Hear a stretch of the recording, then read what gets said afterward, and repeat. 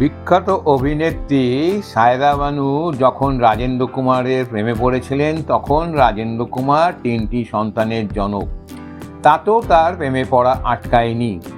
ঠিক সেই রকমই নাসিম বানু অর্থাৎ সায়রা বানুর মাও ঠিক যৌবনে এই ব্যাপারটাই হয়েছিল। নাসিম বানু 30-40-এর দশকের নায়িকা ছিলেন।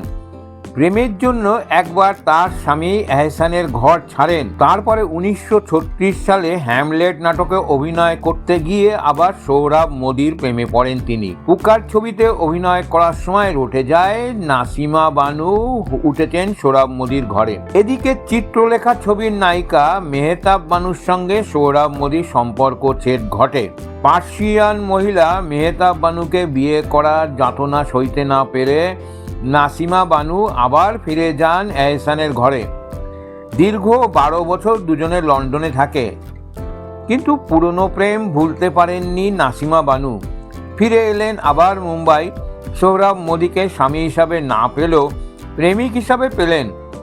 পরবর্তীতে স্ত্রী মেহতাব বানুর জন্যে এরা একে অপরের কাছ থেকে আড়ালে চলে গিয়ে মর্মযন্ত্রণায় দগ্ধ হন। প্রেমে ব্যর্থ হয়ে নাসিমার দিনগুলো যখন দুঃখে কাটছিল তখন তার পাশে এগিয়ে এলেন শশধর মুখার্জি।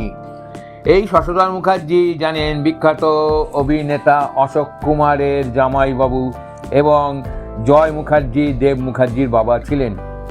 যাই হোক, শশধর মুখার্জি উজাড় করে ভালোবাসলেন নাসিম বানুকে। তারপর দুজনের মধ্যে ভালোবাসার সম্পর্ক বহু বছর টিকে ছিল।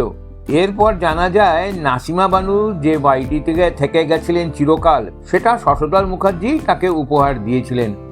তো দেখলেন এই প্রেম কত বিচিত্র গতিপথে চলে এবং প্রেমিকারাও কত বিচিত্র, এবং প্রেমিক ও প্রেমিকার জন্য কত রকম কত কি করে। এসব ঘটনা সিনেমার চেয়ে কম কোথায়। ভালো লাগলে লাইক ও শেয়ার করে দেবেন এবং চ্যানেলটা অতি অবশ্যই সাবস্ক্রাইব করে দেবেন। নমস্কার।